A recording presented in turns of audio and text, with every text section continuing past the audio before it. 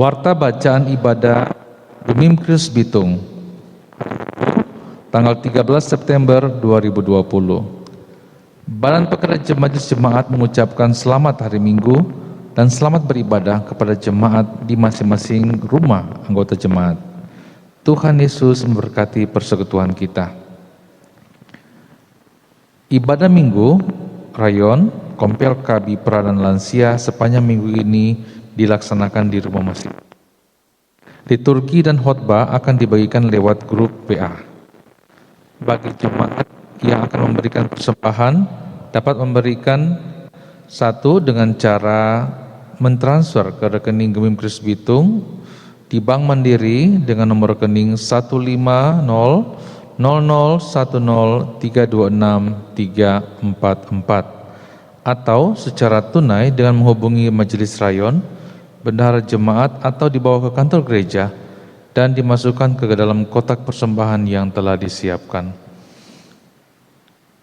Kedua, gereja akan memulai program GKB atau Gema Kabar Baik Menyapa Kita sebagai salah satu bentuk pembinaan kerohanian bagi seluruh jemaat di masa pandemi COVID-19 ini.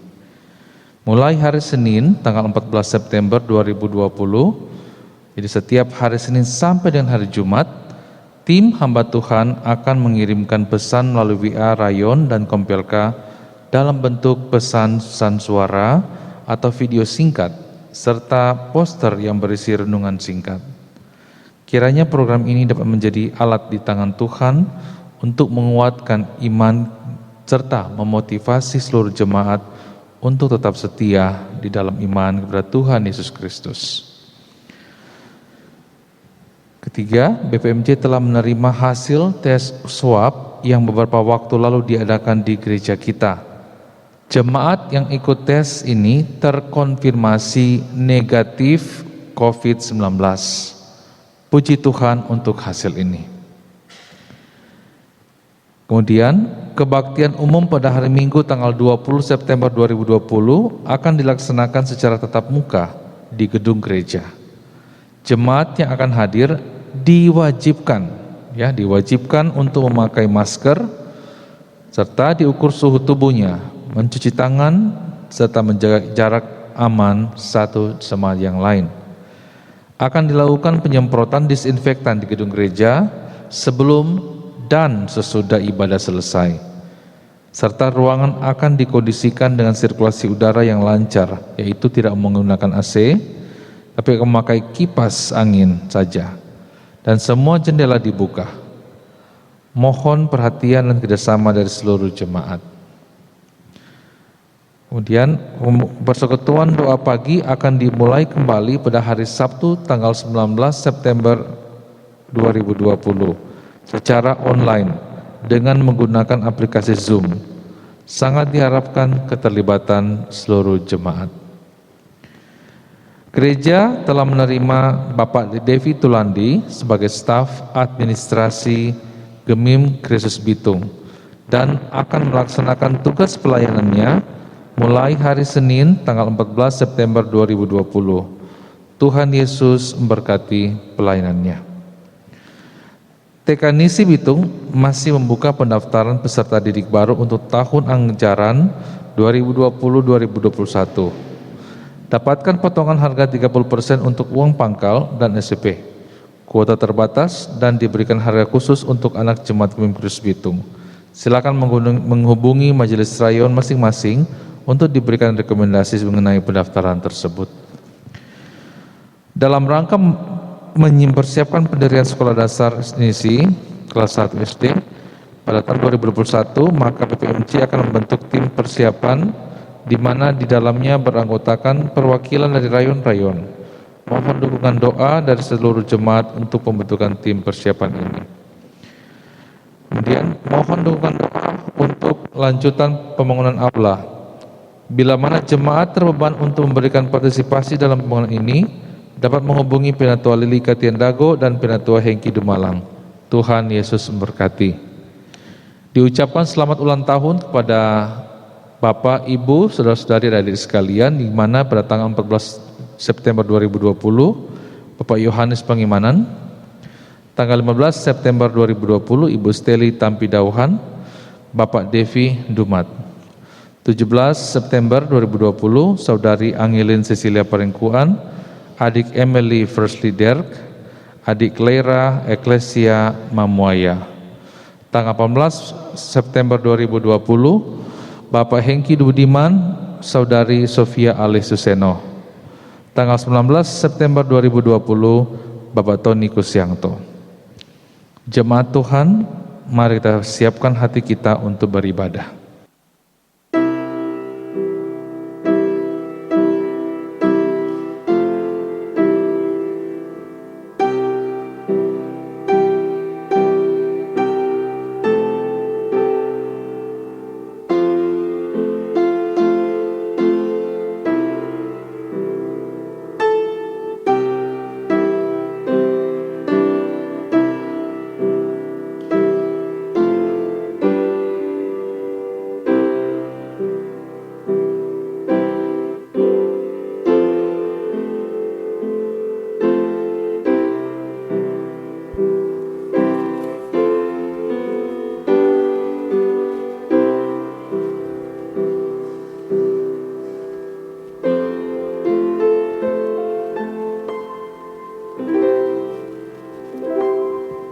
Jemaat yang dikasihi dan diberkati Tuhan, saya mengajak kita semua untuk bangkit berdiri.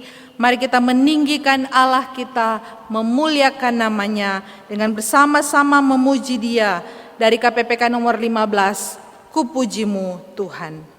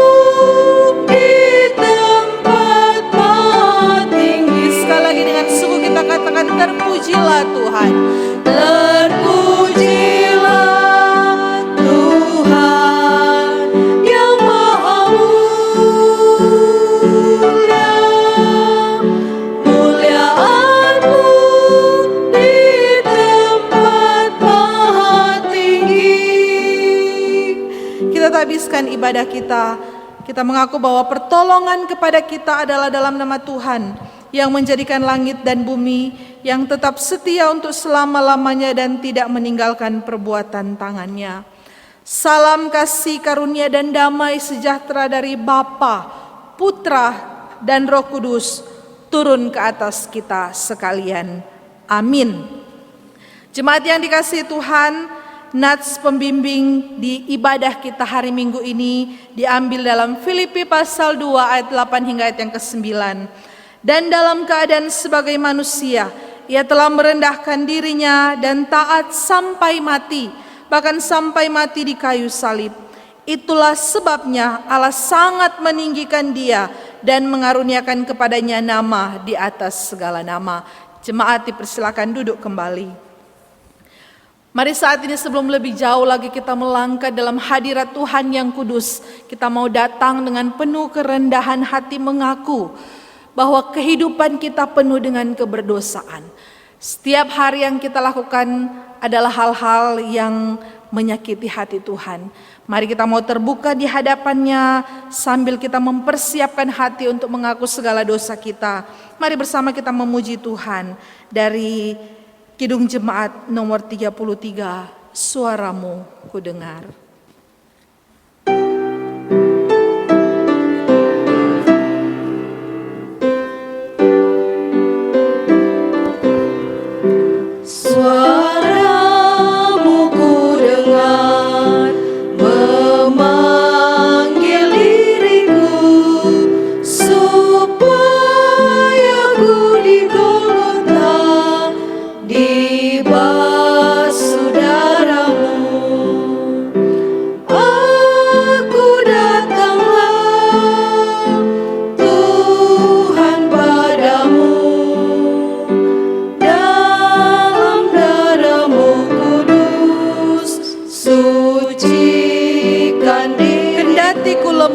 tenaga Kau beri. Kendatiku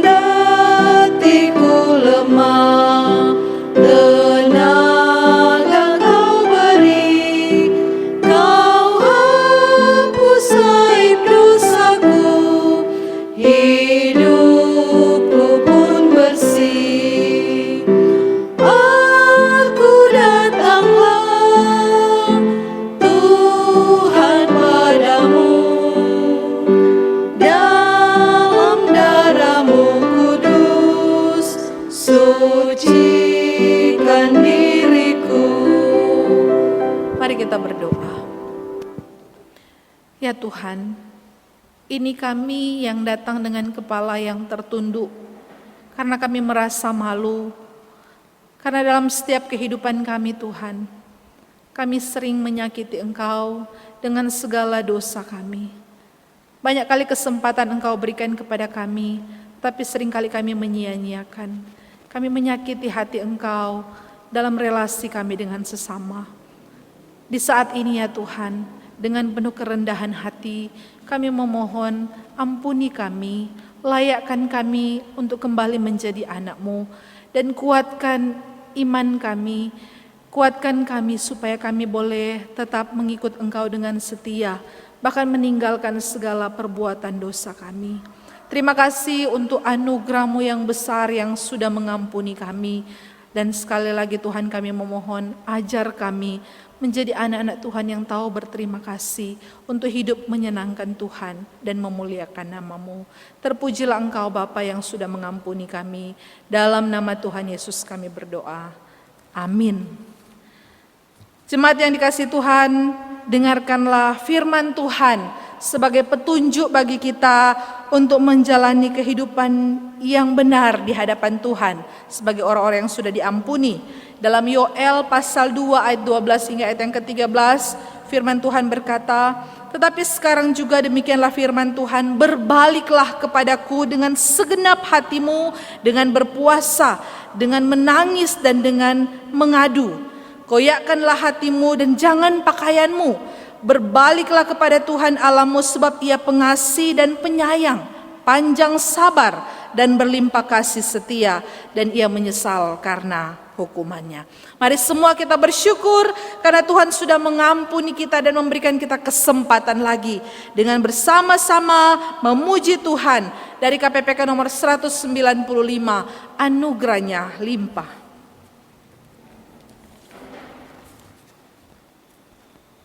Kita menyanyikan pujian ini KPPK nomor 195 ayat 1 dan ayat yang kedua.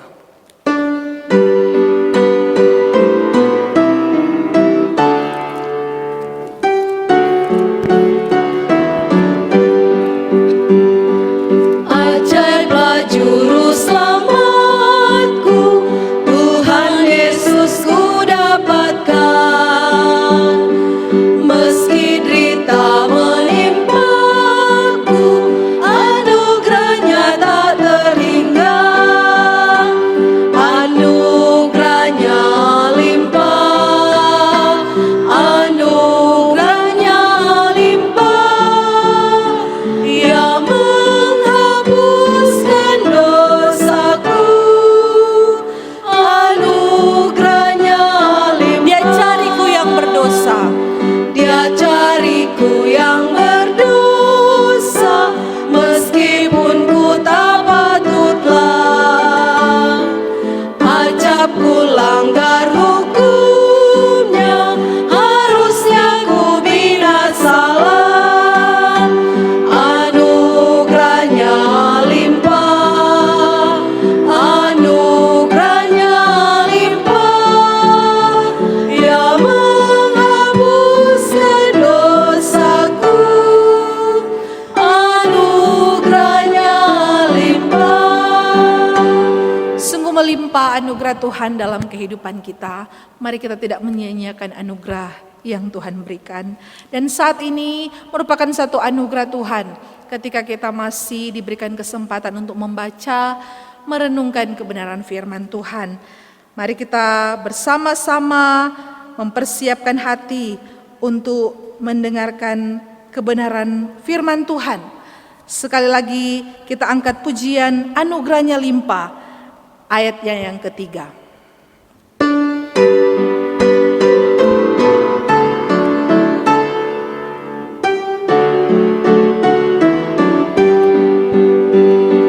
Tak mampu sandar diriku, pertolongannya ku handal. Darah anak domba Allah membasuhku sampai kudus. Anugerahnya limpah, anugerahnya limpah, yang menghapuskan dosaku. Anugerahnya limpah. Mari kita berdoa. Benar Tuhan, seperti pujian ini, kami tidak mampu menyandarkan diri kami kepada kekuatan kami sendiri. Tetapi kami dimampukan ketika kami mendapatkan pertolongan Tuhan.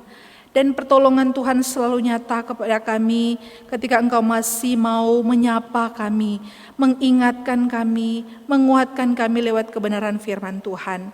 Saat ini Tuhan, kami mau bersama mempersiapkan hati untuk belajar firman-Mu. Tuhan tolong berikan kami kerendahan hati, sehingga saat firman Tuhan dijabarkan, kami sungguh-sungguh diberikan pengertian oleh Tuhan. Terlebih kami boleh diberikan hati untuk mau melakukan firman Tuhan ini. Terima kasih Tuhan, berfirmanlah karena kami semua sudah siap untuk mendengar. Dalam nama Tuhan Yesus kami berdoa. Amin. Bapak Ibu, Saudara yang dikasihi dan diberkati Tuhan, pada kesempatan ini kita akan bersama-sama melihat satu bagian firman Tuhan yang masih diambil dalam kitab Markus.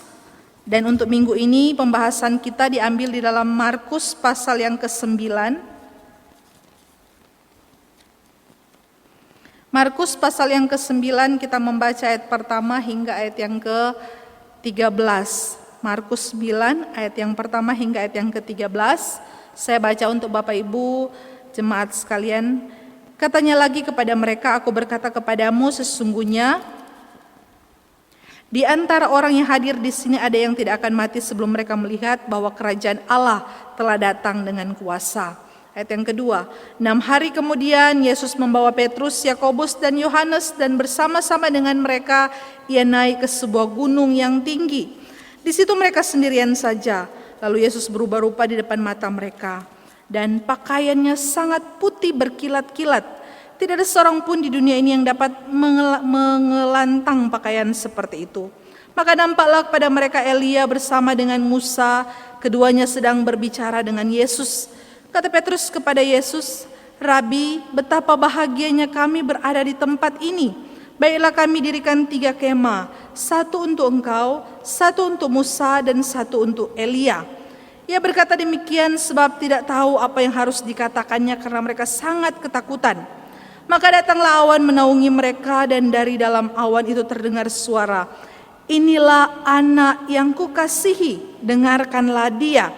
Dan sekonyong-konyong waktu mereka memandang sekeliling mereka, mereka tidak melihat seorang pun lagi bersama mereka kecuali Yesus seorang diri.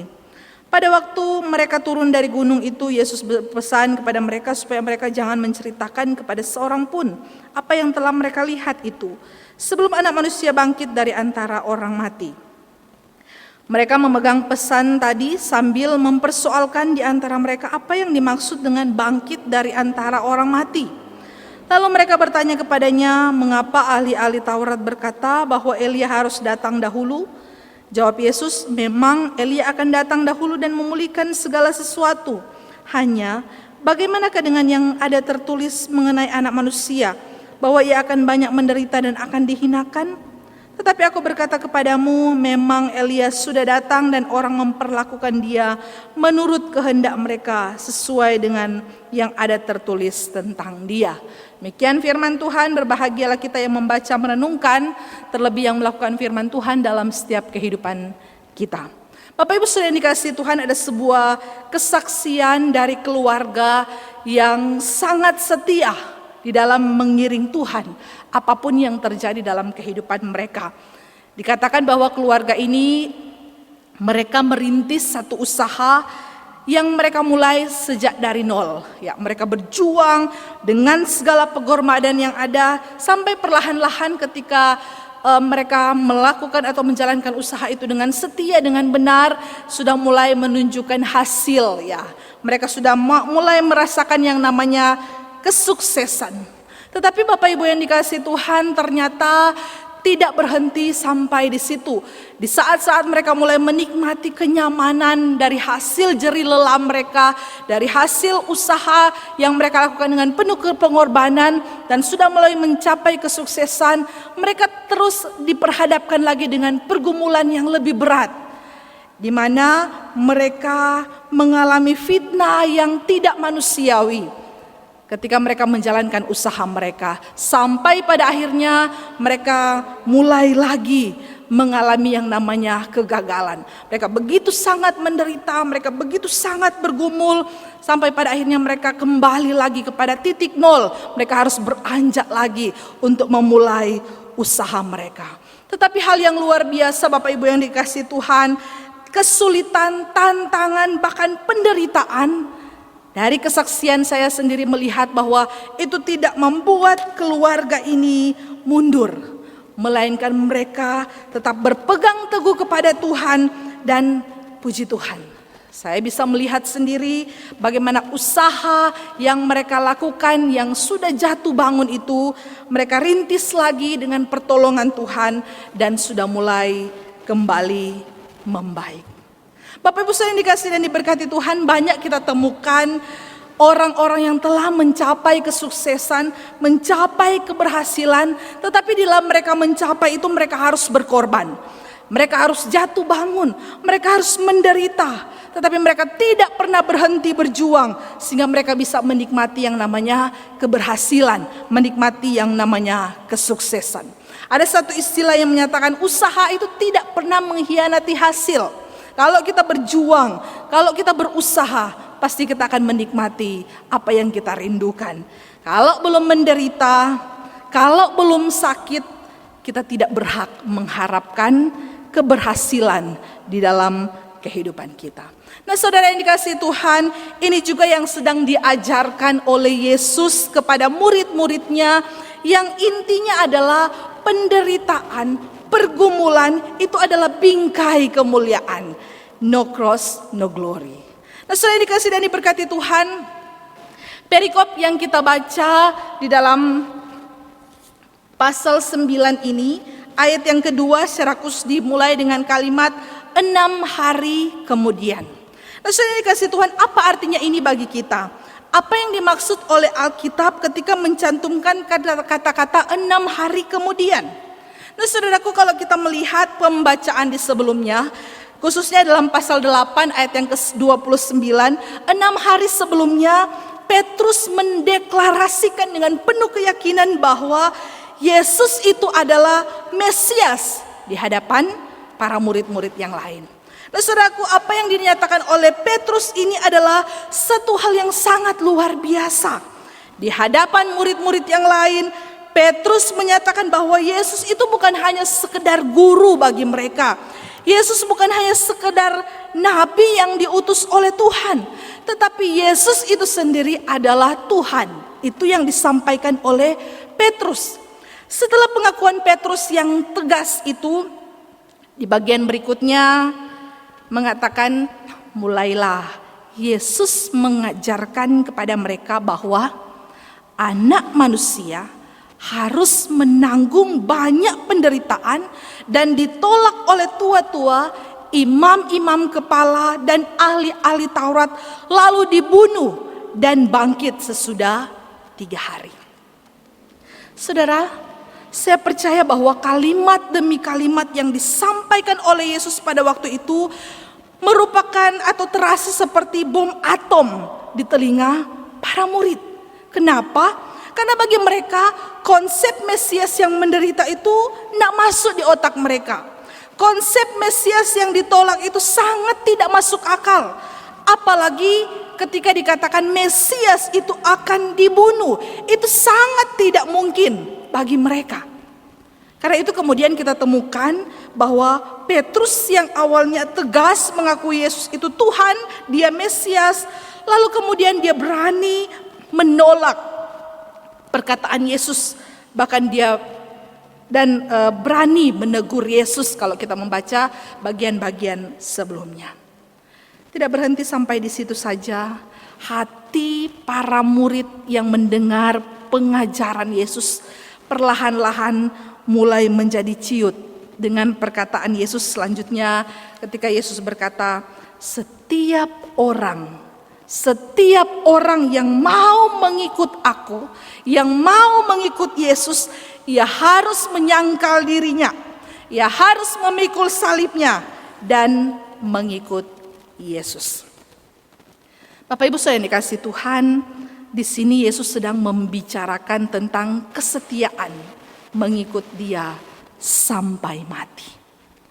Saudaraku, siapapun yang hidup pada waktu itu pasti mengerti betul apa artinya memikul salib. Kalau mungkin orang sekarang mungkin cuma sekedar gambaran atau orang baca di dalam Alkitab, tetapi orang-orang yang hidup pada zaman itu mengerti dengan sangat benar arti memikul salib.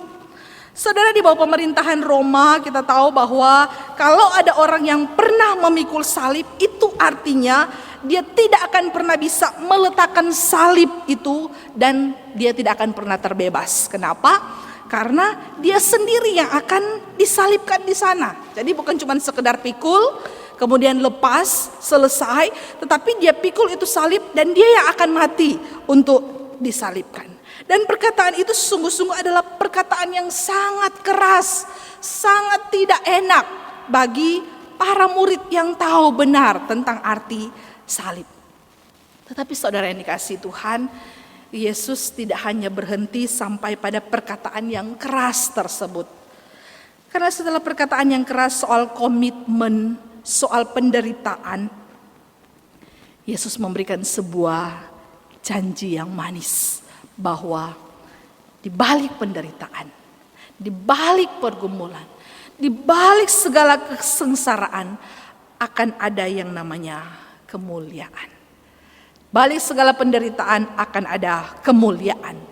Bagi pengikut Kristus yang sejati, hasil akhir hidup bukannya sengsara dan kematian, tetapi kebangkitan dan kemuliaan. Saudara yang dikasihi dan diberkati Tuhan, penderitaan dan kesengsaraan dalam Kristus pasti akan diubahkan menjadi kemuliaan. Nah, oleh karena itu, daripada Yesus banyak bicara soal teori apa itu kemuliaan kepada para murid, Yesus kemudian membawa murid-muridnya untuk melihat atau mencicipi sedikit cicipan surgawi tentang apa itu kemuliaan. Ketika dia membawa ketiga murid itu naik ke atas gunung, Yesus sedang memberikan kesempatan bagi mereka untuk sedikit mencicipi atau ada cicipan surgawi tentang apa itu kemuliaan. Sehingga para murid, khususnya 3 murid yang menyaksikan ini bukan hanya memahami penderitaan dan kesengsaraan dalam kehidupan, tetapi mereka bisa melihat ada kemuliaan yang kelak akan mereka terima. Saudara yang dikasihi Tuhan, kelak saya dan Bapak Ibu Saudara juga akan merasakan, akan mengalami kemuliaan itu. Sekalipun saat ini penderitaan sedang kita alami, tetapi ada satu penghiburan, ada satu kekuatan bagi kita bahwa kelak kita akan mengalami dan merasakan kemuliaan bersama-sama dengan Kristus. Selanjutnya saudara yang dikasihi dan diberkati Tuhan, perhatikan secara khusus peristiwa transfigurasi atau Yesus dimuliakan di atas gunung ini. Harap diingat bahwa pada zaman itu, pada zaman kitab ini ditulis, kitab Markus itu ditulis, atau kitab-kitab Injil yang lain yang menulis tentang transfigurasi ini, mereka tidak ada pengetahuan atau tidak ada teknologi yang canggih di bidang pencahayaan seperti yang kita tahu di zaman sekarang ini. Pada saat kitab Injil ditulis, mereka tidak tahu apa itu pencahayaan LED ya. Kalau terang sekarang sangat canggih ya, ada lampu LED di mana-mana sehingga di panggung bisa kelihatan bercahaya. Tapi pada waktu itu mereka tidak tahu tentang hal tersebut. Yang mereka hanya tahu penerangan berupa lilin atau mungkin paling pol itu lampu botol. Kalau terang cari zaman sekarang soalnya tidak ada setelah itu lampu botol.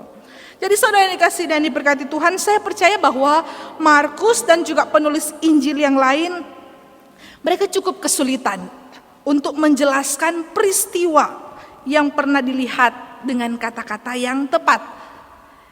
Lalu kemudian dengan caranya mereka sendiri, kalau kita membandingkan peristiwa ini dengan dua Injil yang lain, Matius dan juga Lukas, mereka mencoba menggambarkan kemuliaan itu seperti apa. Kalau kita melihat Markus yang kita baca tadi dalam ayat yang kedua dan tiga, dikatakan bahwa Yesus berubah rupa di depan mata mereka dan pakaiannya sangat putih berkilat-kilat. Ya, ini merupakan sudut pandang dari Markus untuk menjelaskan tentang kemuliaan. Pakaiannya putih berkilat-kilat. Lalu kemudian Matius dengan gaya bahasa yang sedikit berbeda, dia mengatakan bahwa wajahnya bercahaya seperti matahari dan pakaiannya menjadi bersinar seperti terang.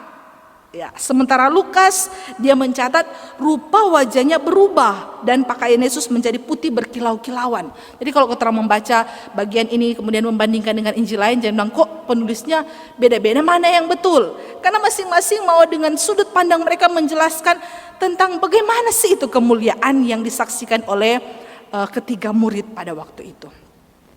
Saudara yang kasih Tuhan, kalimat apapun yang mereka gunakan pada intinya yang mereka lihat itu adalah cahaya kemuliaan yang sangat-sangat menyilaukan mata. Tiga murid ini melihat Yesus dalam keadaan yang tidak pernah mereka alami dan mereka lihat sebelumnya. Sehingga itu membuat mereka takjub, membuat mereka kagum, tetapi sekaligus membuat mereka sangat ketakutan. Karena itu kemudian Bapak Ibu Saudara sekalian, dalam kondisi seperti itu Petrus, sekali lagi Petrus tampil, kemudian dia berkata, "Rabi, betapa bahagianya kami berada di tempat ini. Baiklah kami dirikan 3 tenda, 1 untuk engkau, 1 untuk Musa, dan 1 untuk Elia." Bapak Ibu Saudara yang dikasihi Tuhan, sebagai orang tua ya, biasanya kita mau memberikan yang terbaik bagi anak-anak kita, bukan?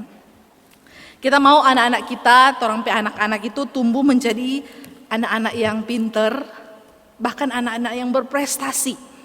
Ya, tentu untuk mau melakukan itu, orang berusaha segala cara.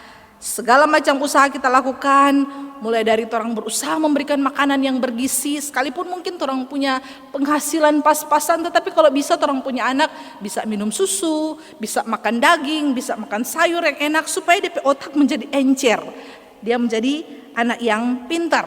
Atau mungkin orang harus merogoh uang yang banyak, mengorbankan uang yang banyak untuk kasih les orang pe anak-anak supaya tujuannya dia jadi pintar. Tetapi seringkali banyak orang tua mengeluh, sok kasih les, sok kasih makanan bergizi, sok kasih ajar tiap hari sampai mamanya nak bisa kerja gara-gara mesti kasih ajar ini anak, tapi nak pintar-pintar juga. Ya, ada pernah orang tua yang mengeluhkan hal yang demikian.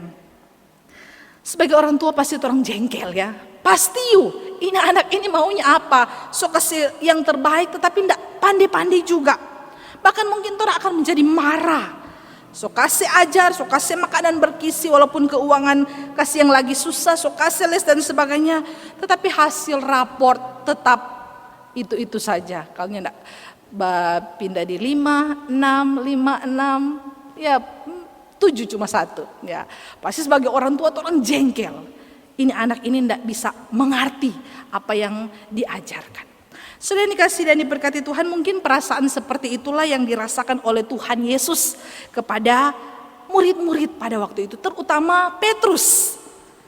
Mereka sudah pernah diajar sebelumnya, mereka sudah dikasih pengertian sebelumnya, tetapi sekali lagi jalan pikiran mereka tetap tidak berubah. Bapak Ibu Saudara sekalian, ini kaitannya saudara, 6 hari sebelumnya dikatakan bahwa Yesus sudah pernah mengajar mereka bahwa kesuksesan itu tidak pernah dilepaskan dari yang namanya sengsara dan penderitaan.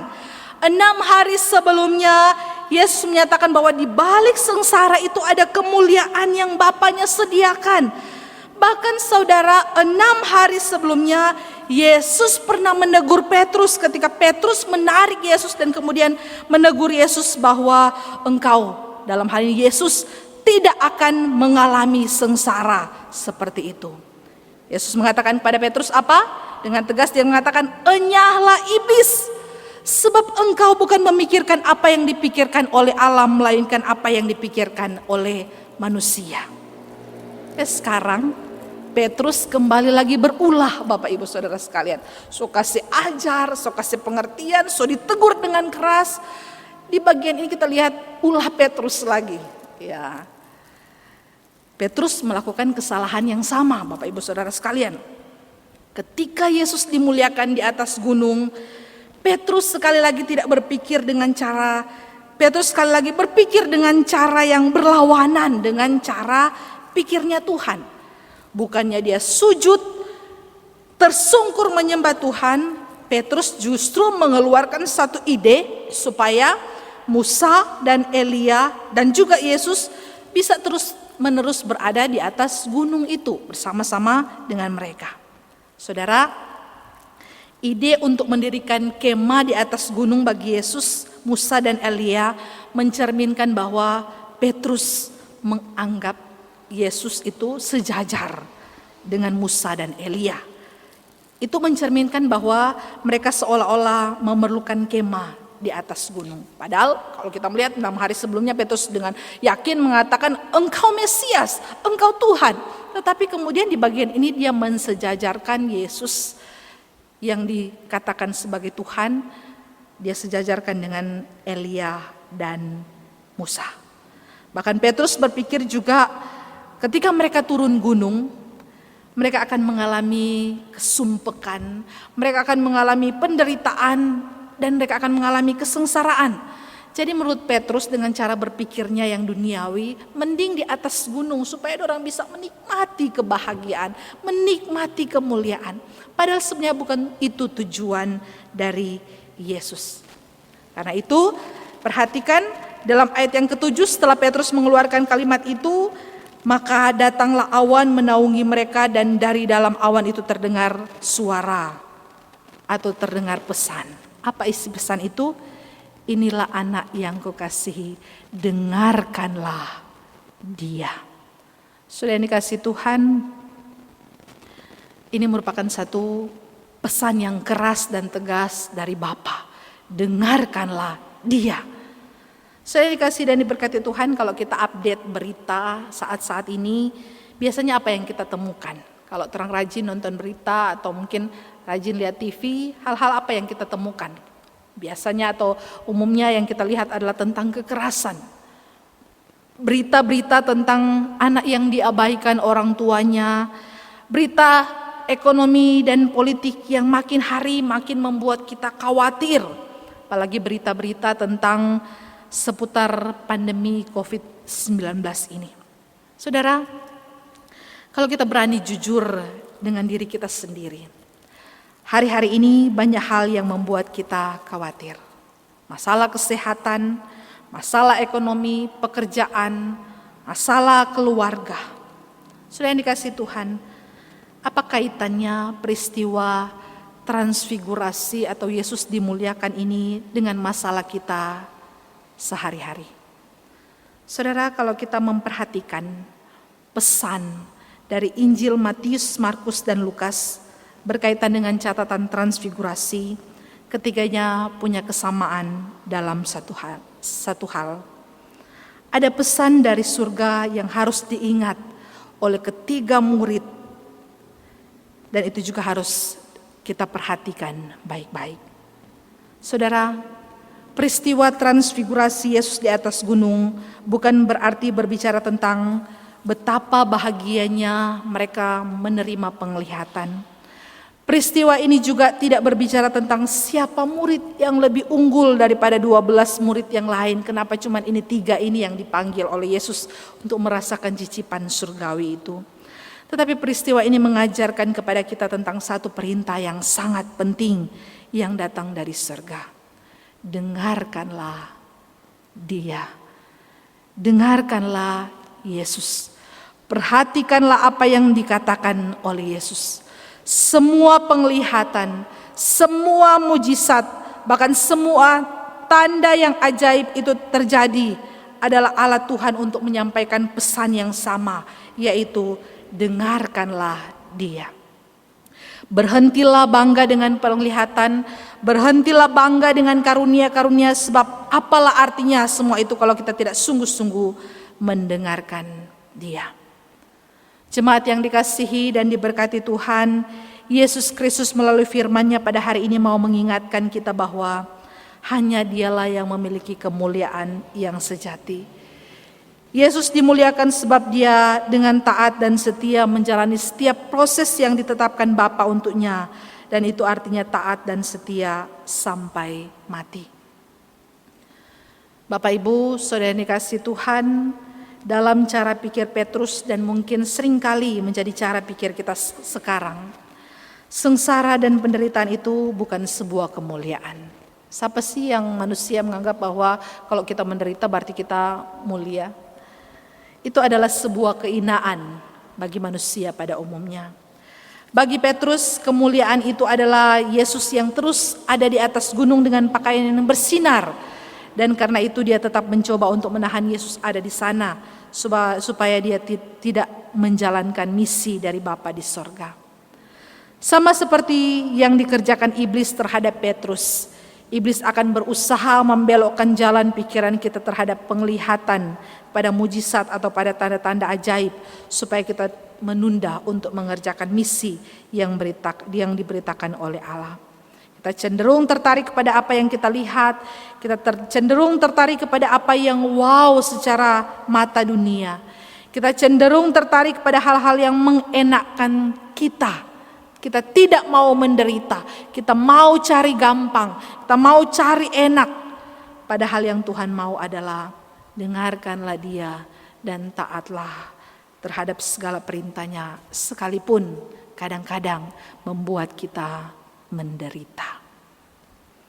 Saudara, yang jadi pertanyaan besar bagi kita di dalam segala permasalahan yang kita hadapi, di dalam keputusan-keputusan yang kita ambil hari ini, siapa yang cenderung kita dengarkan? Tuhan atau iblis? Ketika saudara dan saya diperhadapkan dengan masalah dan relasi dalam rumah tangga, siapa yang cenderung kita dengarkan? Tuhan atau iblis? Ketika kita diperhadapkan dengan masalah-masalah di dalam pekerjaan kita, siapa yang cenderung kita dengarkan? Tuhan atau iblis? Bahkan ketika kita harus mengambil keputusan-keputusan penting dalam hidup kita, pendapat siapa yang kita perhatikan selama ini? Tuhan atau iblis? Ketika kita mengatakan bahwa kita lebih mendengarkan Tuhan, pertanyaannya kemudian adalah, apakah saya dan saudara mau taat menjalani setiap proses yang harus kita jalani? Karena kadang-kadang jawaban Tuhan adalah hal yang tidak mengenakkan kita. Yang Tuhan mau kadang-kadang hal yang orang tidak mau, hal-hal yang membuat orang menderita. Tetapi firman Tuhan bilang, dengarkanlah Dia dan taatlah menjalani segala proses yang Tuhan berikan. Taat seperti Yesus yang setia pada proses yang Dia jalani. Atau sebaliknya, kita mau menjadi orang yang cari gampang dan cari enak bagi diri kita sendiri. Lewat perenungan ini saya mengajak kita untuk merenungkan secara mendalam kehidupan kita di hadapan Tuhan. Saya percaya bahwa Roh Kudus akan terus berbicara kepada kita. Dia berbicara kepada kita lewat firman-Nya. Dia berbicara kepada kita lewat pengalaman diri kita maupun pengalaman orang lain. Secara khusus Tuhan juga berbicara kepada kita melalui keadaan kita. Tuhan mau berbicara kepada kita melalui masalah yang kita hadapi, melalui persoalan kita, melalui pergumulan kita. Itu adalah cara Tuhan mau berbicara kepada kita. Jadi saat ini ketika saudara sedang mengalami pergumulan, dengarkanlah Tuhan. Dengarkanlah apa yang Tuhan mau untuk kita lakukan. Sekali lagi, Jangan takut dengan penderitaan. Jangan takut dengan pergumulan yang engkau alami saat ini ketika engkau setia mengikut Tuhan. Karena di balik pergumulan ada kemuliaan. Selama kita mengiring Tuhan, apakah kita mempunyai hati yang mau mendengarkan Tuhan dan punya kerinduan untuk melakukan apa yang menjadi proses yang Tuhan tetapkan. Nats pembimbing kita tadi mengatakan, dan dalam keadaan sebagai manusia, ia telah merendahkan dirinya dan taat sampai mati, bahkan sampai mati di atas kayu salib. Itulah sebabnya, karena itu Allah meninggikan dia dan mengaruniakan kepadanya nama di atas segala nama. Saudaraku, tidak ada kemuliaan tanpa penderitaan. Jangan takut menderita untuk Tuhan, karena kemuliaan ada bagi kita. Jika kita sedang menderita karena taat dan setia mengiring Tuhan, bersyukurlah karena ada kemuliaan yang akan kita terima. Tetap teguh ikut Tuhan, jangan takut, jangan kecewa, dan setialah. Amin firman Tuhan. Mari kita tunduk kepala kita satu dalam doa. Terima kasih Tuhan, karena Engkau memberikan kami satu kekuatan. Mungkin Engkau mendapati kami sedang menderita, kami sedang bergumul saat kami mau taat dan setia melakukan kehendak Tuhan. Tetapi Engkau memberikan satu janji yang manis bahwa ada kemuliaan yang akan kami nikmati ketika kami mau dengan setia mengikuti segala prosesnya Tuhan. Tolong kami supaya kami tidak takut menderita. Tolong kami supaya kami tetap terus berjuang untuk mau melakukan apa yang Tuhan mau. Tolong kami untuk selalu mendengarkan Tuhan di dalam segala aspek kehidupan kami. Terima kasih untuk firman-Mu di hari ini. Dalam nama Tuhan Yesus kami berdoa. Amin. Jemaat yang dikasihi dan diberkati Tuhan, saya mengajak kita semua untuk bangkit berdiri. Mari bersama-sama dengan gereja-gereja di segala abad dan tempat kita akan mengikrarkan pengakuan iman kita. Menurut pengakuan iman rasuli, kita mengaku demikian. Aku percaya kepada Allah, Bapa yang Maha Kuasa, Khalik langit dan bumi, dan kepada Yesus Kristus, anaknya yang tunggal Tuhan kita, yang dikandung daripada Roh Kudus, lahir dari anak darah Maria, yang menderita sengsara di bawah pemerintahan Pontius Pilatus, disalibkan, mati dan dikuburkan, turun ke dalam kerajaan maut. Pada hari yang ketiga bangkit pula dari antara orang mati, naik ke surga, duduk di sebelah kanan Allah, Bapa yang Maha Kuasa, dan dari sana akan datang untuk menghakimi orang yang hidup dan yang mati. Aku percaya kepada Roh Kudus, gereja yang kudus dan am, persekutuan orang kudus, pengampunan dosa, kebangkitan tubuh, dan hidup yang kekal. Amin. Jemaat dipersilakan duduk.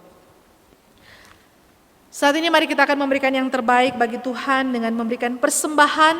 Sementara kita memberikan persembahan, kita angkat pujian dari KPPK nomor 10, Nobatkanlah Raja, bait pertama dan bait yang kedua. KPPK nomor yang ke-10, Nobatkanlah Raja.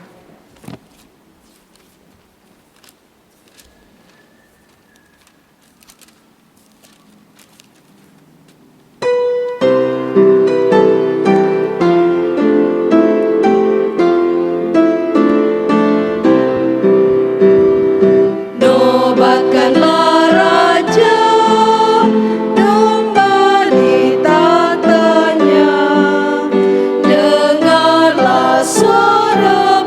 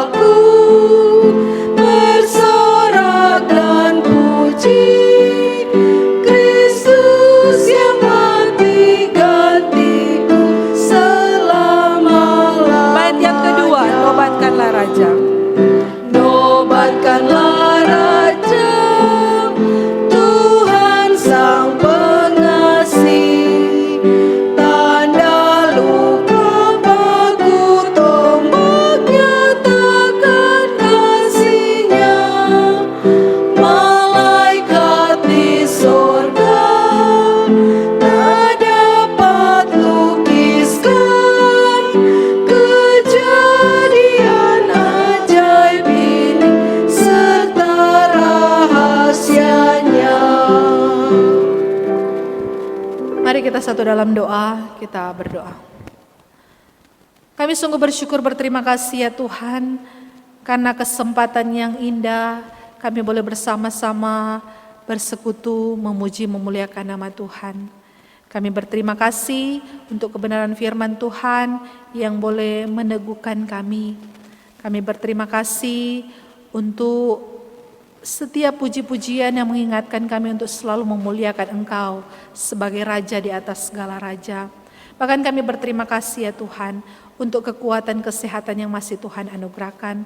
Di tengah-tengah pandemi COVID-19 ini, kami memohon anugerah Tuhan supaya sekiranya tetap menjaga kami, menjauhkan kami dari tertularnya kami dari COVID-19 ini.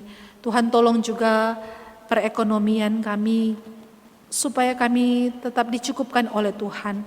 Biarlah berkat-berkat Tuhan senantiasa Tuhan limpahkan bagi setiap kami. Bapa kami dalam kerajaan sorga, di saat ini juga kami mau terus membawa di dalam doa untuk pergumulan Gemim Kristus Bitung. Kami sungguh bersyukur ya Tuhan, karena ada banyak hal yang boleh Tuhan izinkan terjadi tengah-tengah jemaat Gemim Kristus Bitung. Tetapi kami boleh melihat bagaimana pertolongan Tuhan yang sungguh nyata. Kau terus memberkati, memberikan hikmat pada setiap majelis hamba Tuhan yang ada, yang Tuhan percayakan untuk memimpin gereja ini. Biarlah Engkau juga terus menambahkan hikmat bijaksana, sehingga kami semua boleh melayani dengan yang terbaik bagi kemuliaan Tuhan. Bahkan untuk rencana-rencana pembangunan yang ada Tuhan, kami serahkan ke dalam tangan Tuhan. Pembangunan aula gereja, secara khusus tempat tinggal hamba Tuhan, kami memohon anugerah Tuhan untuk mencukupkan segala sesuatu sehingga boleh selesai tepat pada waktunya.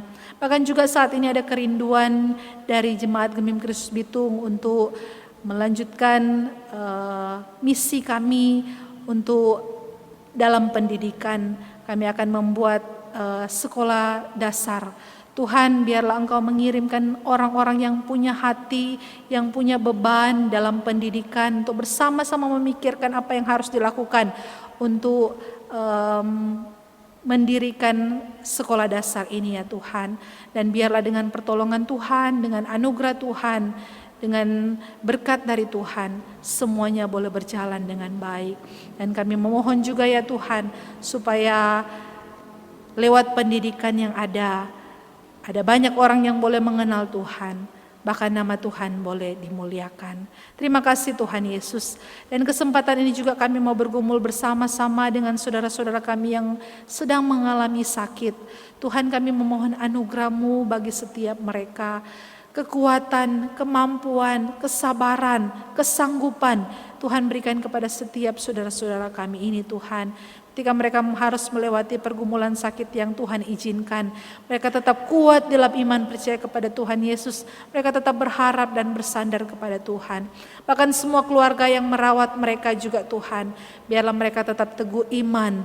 Bahkan mereka tetap sabar menghadapi pergumulan yang dihadapi oleh orang-orang yang mereka kasihi. Terima kasih Tuhan Yesus. Bahkan juga untuk setiap jemaat Tuhan yang bersyukur untuk segala berkat-berkat Tuhan lewat usaha pekerjaan yang ada. Biarlah ya Tuhan, mereka tetap memuliakan Tuhan ketika mereka mengalami berkat-berkat Tuhan secara materi, secara khusus Tuhan. Biarlah mereka tetap menggunakan itu untuk hormat dan kemuliaan bagi nama Tuhan.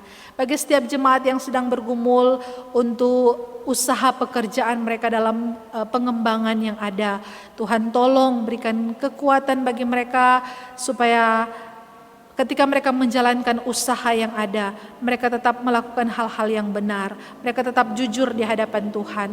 Sekalipun mereka menghadapi jatuh bangun, tapi mereka tetap berpegang kepada kebenaran firman Tuhan. Berkati setiap jemaat Gemim Kristus Bitung dalam setiap aktivitas mereka, dalam apapun yang mereka lakukan. Terima kasih Tuhan Yesus. Sekali lagi juga kami terus berdoa menyerahkan untuk kota di mana Tuhan tempatkan kami tinggal, berusaha, yaitu kota Bitung ini.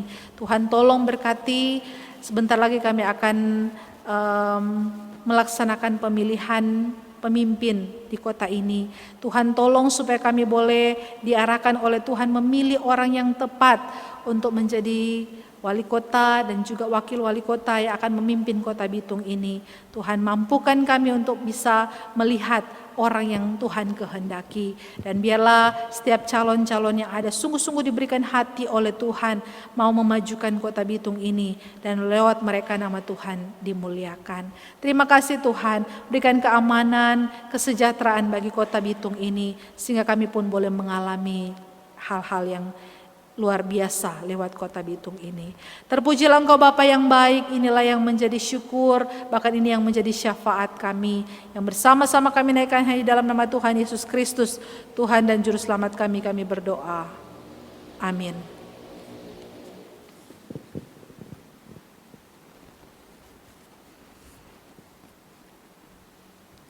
Jemaat yang dikasihi dan diberkati Tuhan, saya mengajak kita semua untuk bangkit berdiri. Kita akan mengakhiri ibadah kita di hari ini dengan memberikan segala pujian, hormat, dan kemuliaan bagi Allah Tritunggal, dengan bersama-sama menyanyikan pujian doksologi.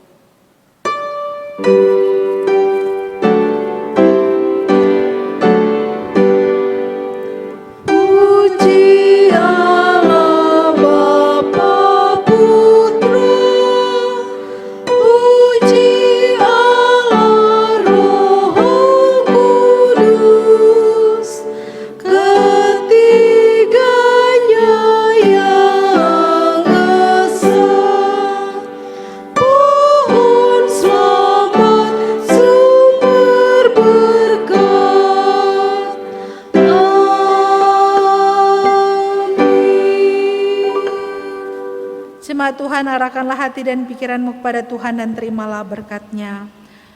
Tuhan memberkati engkau dan melindungi engkau. Tuhan menyinari engkau dengan wajah-Nya dan memberi engkau kasih karunia. Tuhan menghadapkan wajah-Nya kepadamu dan memberi engkau damai sejahtera di hari ini, esok, dan sampai selama-lamanya. Amin. Amin. Amin.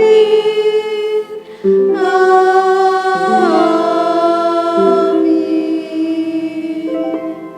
Ibadah kita selesai, jemaat dipersilakan duduk saat teduh. Selamat hari Minggu, Tuhan Yesus memberkati.